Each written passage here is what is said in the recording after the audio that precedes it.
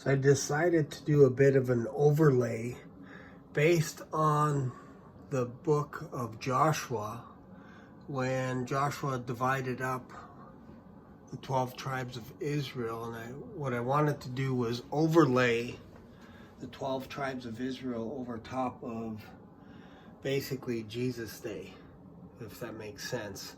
Just to give you a snapshot, you got, of course, Judea, Samaria, and Galilee, and the entire side and all that, Capernaum, Cana. So just like my last video, everything's there to show you basically how things were set up in Jesus' day. But also, I wanted to show you there's Ephraim and there's Shiloh. This is where the Ark of the Covenant was for like 369 years before it was moved to Jerusalem. King David wanted to move there, but if you notice, if you go out, you notice that Shiloh is basically the center of Israel, the entire nation of Israel. So this is what I believe Jesus came to restore when he was on earth. He was going after the lost tribes of Israel that were basically located in this area. And now, granted, not everybody knew, perhaps, which tribe they were from, but we can't be naive to think that these people didn't have an idea of what their heritage was, especially if they're living in this area, specifically the Samaritan woman. When Jesus approached her at the well of Jacob, she said, you Jews say that you worship down there, while we and our descendants worship over here in Bethel, and also Dan, because that's what King Jeroboam set up, was 2 calves to worship. So this Samaritan woman was used to the idea of worshiping on these mountains over here versus Jerusalem. Not everybody was a pagan worshiping other gods, but a lot of them were, and they had different traditions separate from the Jews. And the Jews, basically, this is basically their border right there. They did not want anything to do with anybody over here. This is no man's zone, no man's land for the Jews. They did not like to go anywhere outside of this vicinity if they could help it, especially, heaven forbid, if they crossed over the Jordan River to this area, this God-forsaken area of the tribe of Manasseh, the tribe of Gad, the tribe of Reuben. So that's kind of interesting. And like I mentioned in one of my other videos, let me just make a little drawing here.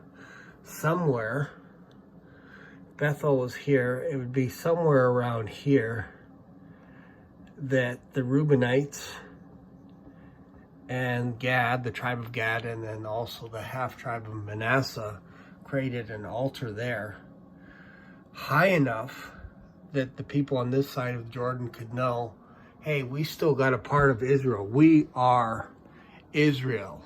We are part of the nation of Israel.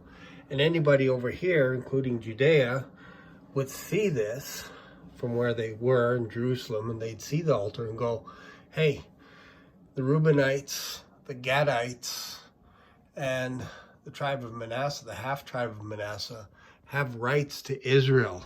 They can come and worship. But after a while, because when King Jeroboam set up a calf here, base in Dan, I don't have it there, but it's further up. Eventually God divorced Israel, the 10 tribes, divorced them. And this is why the Jews couldn't stand anybody from Samaria, because of the dispersion. When they were taken away into captivity, they went off to Babylon, and then the 10 tribes of Israel were actually assimilated into Assyria, and some people moved in from the Syrians and settled in towns, Samaritan towns, and this is why Jesus didn't want the disciples to go into those Samaritan towns. But there were people living in Samaria.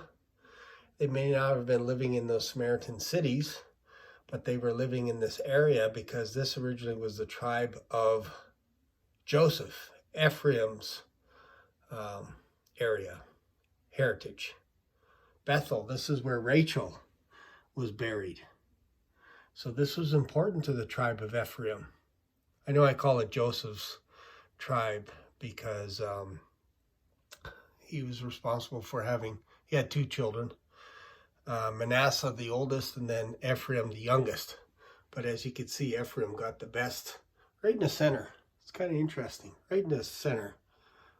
Anyways, just wanted to give you a little layout here because I'm going to be talking a little bit more about this when I go through the Gospels in later videos. I'm trying to finish up the book of Acts, but I will dive into this and you'll see this in Jesus' ministry. He's going to go down here in,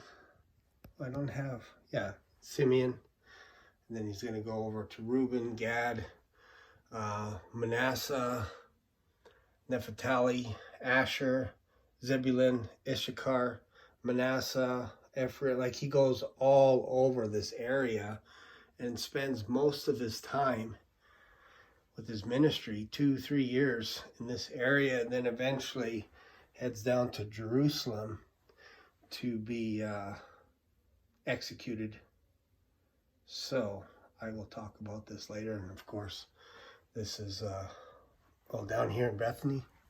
This is where Lazarus was raised, and Jesus would often hang out at Martha and Mary's place with Lazarus.